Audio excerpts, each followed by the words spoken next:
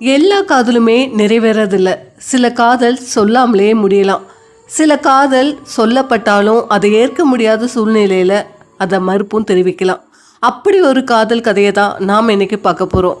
மகாபாரதத்தில் வரக்கூடிய கச்சா தேவயானியோட அழகான காதல் கதையை தான் நாம் இன்னைக்கு பார்க்க போகிறோம். வாங்க கதைக்குள்ளே போகலாம்.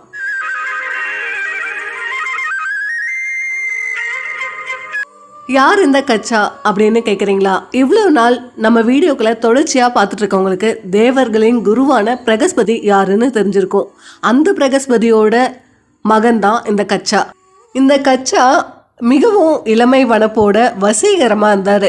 ஒரு பக்கம் தேவர்களின் குருவான பிரகஸ்பதியோட மகன் தான் இந்த கச்சா, இன்னொரு பக்கம் அசுரர்களின் குருவான சுக்ராச்சாரியரோட மகள் தான் இந்த தேவயானி. இப்படி இருக்கும்போது தான் தேவர்களுக்கும் அசுரர்களுக்கும் எப்பெல்லாம் போர் நடக்குதோ அப்பெல்லாம் அசுரர்கள் வீழ்த்தப்படும் போது அவங்களுக்கு திரும்பவும் உயிர் பெற வைக்கிறாரு இந்த சுக்ராச்சாரியார். சிவபெருமானால சுக்ராச்சாரியருக்கு கிடைச்ச வரமான மிருத சஞ்சீவினி அப்படிங்கிற வரம் தான் இதுக்கு காரணம். இந்த மிருத சஞ்சீவினி மந்திரத்தை சுக்ராச்சாரியாரை தவிர வேற யாருக்குமே தெரியாது. இதனால தேவர்களோட எண்ணிக்கையை விட அசுரர்களோட எண்ணிக்கை அதிகமாக இருந்தது. இது அசுரர்களுக்கு பெரிய பலமாக இருந்தது. இதனால் கவலைப்பட்ட இந்திரனும் தன்னோட குருவான பிரகஸ்பதிகிட்டே போய் இதற்கான தீர்வை கேட்குறாரு. கொஞ்ச நேரம் யோசிச்ச பிரகஸ்பதியோ தன்னோட மகனான கச்சாவை சுக்ராச்சாரியர்கிட்ட சீடனா அனுப்புறது தான் இதுக்கு ஒரே வழி அப்படின்னு சொல்றாரு. அதுக்கு இந்திரனும் சம்மதம் தெரிவிக்கிறான். இப்ப கச்சா முதலா சுக்ராச்சாரியார்கிட்ட சீடனா சேரணும். சேர்ந்த பின்னாடி எப்படியாவது அவர்கிட்ட இருக்கிற மிருத சஞ்சீவினி மந்திரத்தை தெரிஞ்சுக்கணும். தெரிஞ்சு தேவர்களுக்கு உதவும் வண்ணமா அந்த மிருக சஞ்சீவினி மந்திரத்தை பயன்படுத்தணும். இது ஒன்று தான் கச்சாவோட நோக்கமாக இருந்தது. இப்போ கச்சா சுக்ராச்சாரியார்கிட்ட போகிறான். தான் பிரகஸ்பதியோட மகன் அப்படின்னும் நான் உங்ககிட்ட சீடனா சேர்றதுக்கு விருப்பப்பட்டு வந்திருக்கேன் அப்படின்னு சொல்கிறான். சுக்ராச்சாரியாரும் அவனோட வசீகர பேச்சினால மயங்கி அவனை சீடனா ஏற்றுக்கிறாரு. சுக்ராச்சாரியாரோட விருப்பமான மாணவர்களில் ஒருவனா இந்த கச்சா இருக்கிறாரு. குருவா இருந்து பாடம் கற்பிக்கும் நேரத்தை தவிர மற்ற நேரங்களில் தியானத்தில் மூழ்கிறாரு இந்த சுக்ராச்சாரியார். இவர் அப்படி தியானத்தில் ஈடுபடும் நேரத்தில் தேவயானிக்கு துணையாக அவளுக்கு தேவையான அத்தனை உதவிகளையும் செஞ்சுட்டு வரான் இந்த கச்சா. இதெல்லாம் பார்த்துட்டு இருந்த தேவயானி கச்சாவோட அழகுனாலையும் அவனோட திறமைகள்னாலையும் அவனோட கனிவான பேச்சினாலையும் வசீகரப்பட்ட தேவயானி கச்சா மேலே காதல் வயப்படுறா. கச்சாவுக்கும் தேவயானி மேலே காதல் துளிர்விட ஆரம்பிக்குது. இந்த நேரத்தில் தான் அசுரர்களுக்கு கச்சா மேலே சந்தேகம் வர ஆரம்பிக்குது. தேவர்களின் குருவான பிரகஸ்பதியோட மகனான இந்த கச்சா அசுரர்களின் குருவான சுக்ராச்சாரியார்கிட்ட சீடனா வந்து சேர்றதுக்கு என்ன காரணம் இருக்கும்? இது கண்டிப்பாக ஏதோ ஒரு சூழ்ச்சி இருக்குது அப்படின்னு அசுரர்கள் முடிவுக்கு வராங்க. கச்சாவை கொல்றது தான் இதுக்கு ஒரே வழி அப்படின்னு நினைக்கிறாங்க. ஆனால் சுக்ராச்சாரியார் முன்னாடி கச்சாவை கொல்லவும் முடியாது. இப்படி திட்டம் தீட்டிட்டு இருக்கும்போது தான் கச்சா ஒரு நாள் கால்நடைகளை கூப்பிட்டு காட்டுக்குள்ளே வரான். சுக்ராச்சாரியார்கிட்டேருந்து தனிச்சு வந்தது அசுரர்களுக்கு வசதியாக போச்சு. அவனை காட்டுக்குள்ளேயே வச்சு கொன்று அவனை எரித்து அந்த சாம்பலை கடல் நீரில் கரைச்சாங்களாம். இப்போ கச்சாவோட போன கால்நடைகள் அத்தனையும் கச்சா இல்லாமல் தனியாக வருது. இதை பார்த்து தேவயானியும் தன்னோட காதலனை அங்கேயும் இங்கேயும் தேடுறா. ஆனால் எங்கேயுமே கிடைக்கல. நேரம் போயிட்டே இருக்கு. தன்னோட தந்தைகிட்ட வந்த தேவயானியும் கச்சா இல்லாமல் எனக்கு ஒரு வாழ்க்கையே இல்லை, கச்சா திரும்பி வந்தாதான் நான் உயிரோடு இருப்பேன் அப்படிங்கிற மாதிரி பேச ஆரம்பிக்கிறா.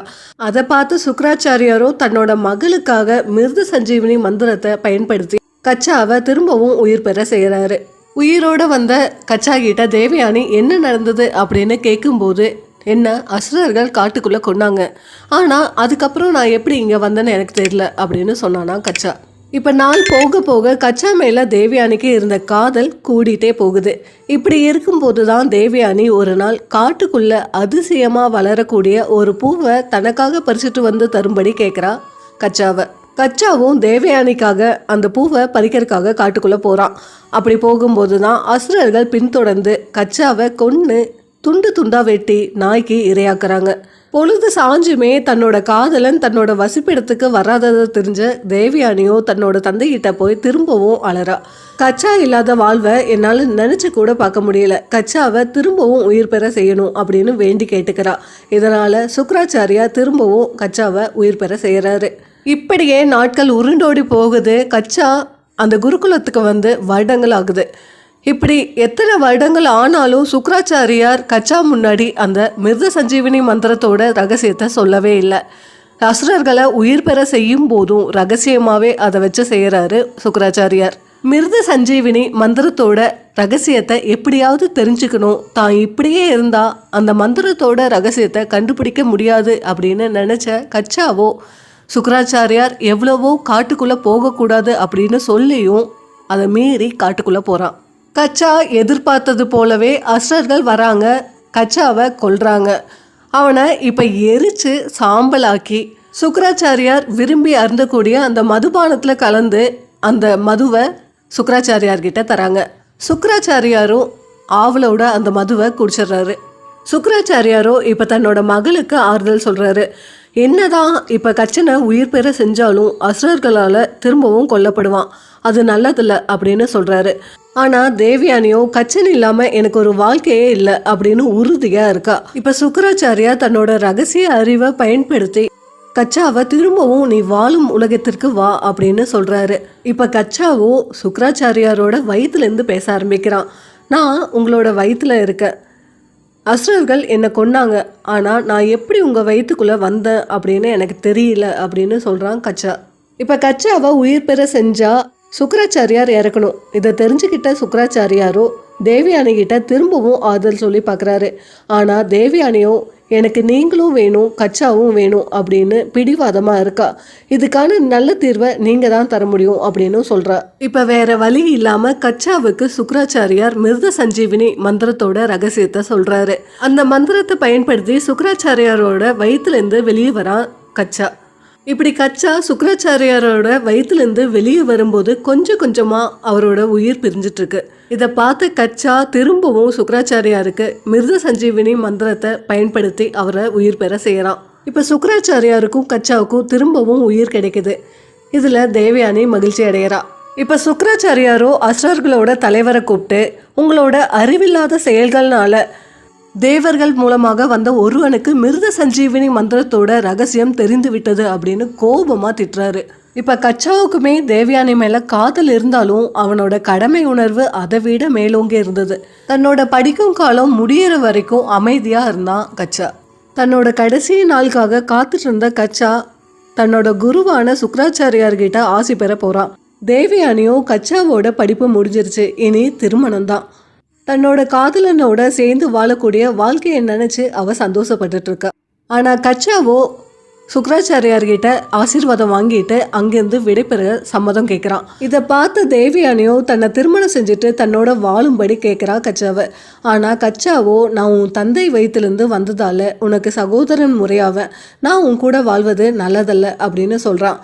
இதை கேட்ட தேவயானி அவனுக்கு சாபம் கொடுக்குறா. நீ கற்ற இந்த மந்திரம் உனக்கு உதவாமல் போகட்டும் அப்படின்னு சாபம் கொடுக்குறா. அதை கேட்ட கச்சாவோ உன்னோட தந்தையை நான் உயிர் பிழைக்க வைக்காமலே போயிருக்கலாம், ஆனால் நீ செய்தது தவறு அப்படின்னு சொல்லிட்டு அங்கிருந்து போகிறான். என்னதான் கச்சா கற்றுக்கிட்ட மிருத சஞ்சீவினி மந்திரம் கச்சாவுக்கு உதவாமல் போனாலும் தேவர்களுக்கு உதவியாக தான் இருந்தது. இந்த கதையில் தேவயானி மேலே தவறு இருக்கா இல்லை கச்சா மேலே தவறு இருக்கா அப்படிங்கிறத நீங்கள் கமெண்ட் பாக்ஸில் கமெண்ட் பண்ணுங்கள். அப்படியே இந்த வீடியோவுக்கு ஒரு லைக் பண்ணிவிட்டு சேனலுக்கு மறக்காமல் சப்ஸ்கிரைப் பண்ணிக்கோங்க. அப்போ தான் இது போன்ற தொடர்ச்சியான கதைகளை உங்களால் பார்த்து ரசிக்க முடியும்.